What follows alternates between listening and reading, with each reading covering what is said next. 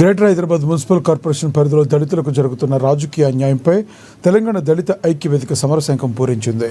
జనాభా ప్రాతిపదికన రిజర్వేషన్లు కేటాయించకుండా ప్రభుత్వం దళితులను అణిచివేస్తుందని నేతలు ఆగ్రహం వ్యక్తం చేశారు. 300 డివిజన్ల పునర్విభజనలో జనాభా ప్రకారం 45 సీట్లు కేటాయించాలని డిమాండ్ చేశారు.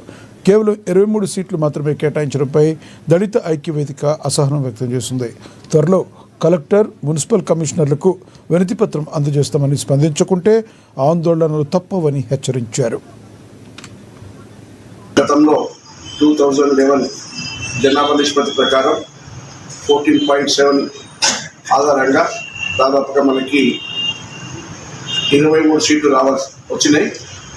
దానికి అనుగుణంగానే ప్రస్తుతం జిహెచ్ఎంసీ పరిధిలో 300 సీట్లు పెంచడం జరిగింది. కాబట్టి దానికి అనుగుణంగానే మరి అప్పటిన్నటువంటి 2011 జనాభా నిష్పత్తి ప్రకారమే సీట్లను కేటాయించడం మూలంగా దళిత వర్గానికి ఇది తీరని అన్యాయంగా పరిగణిస్తూ మరి ఈ సంఖ్య మరి జనాభా నిష్పత్తి అప్పటికిప్పటికీ 2-3% పెరిగింది. కాబట్టి దానికి అదనంగా ఇంకా సీట్లు పెంచాల్సిన పరిస్థితి ఉంది.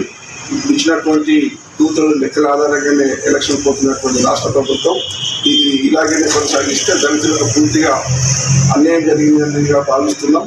దీన్ని త్వరలోనే అఖిలపక్ష రాజకీయ పార్టీల దళిత నాయకులందరూ కలిసి పూర్తి కార్యాచరణ నిర్వహించి దానికి అనుగుణంగా చర్య తీసుకుంటామని మనం చేస్తున్నాం. రాష్ట్ర ప్రభుత్వం తీసుకున్నటువంటి జిహెచ్ఎంసీ ఎలక్షన్లో రిజర్వేషన్లో భాగంగా దళితులకు తీవ్ర అన్యాయం జరిగింది. అన్యాయం లెక్కల రూపంలో చూస్తే 2011 జనాభా లెక్కల ప్రకారం దళితుల రిజర్వేషన్ వాటా 14.7. దాని ఆధారంగా తీసుకున్న మరి మాకు దాదాపు 42 సీట్లు రావాలి.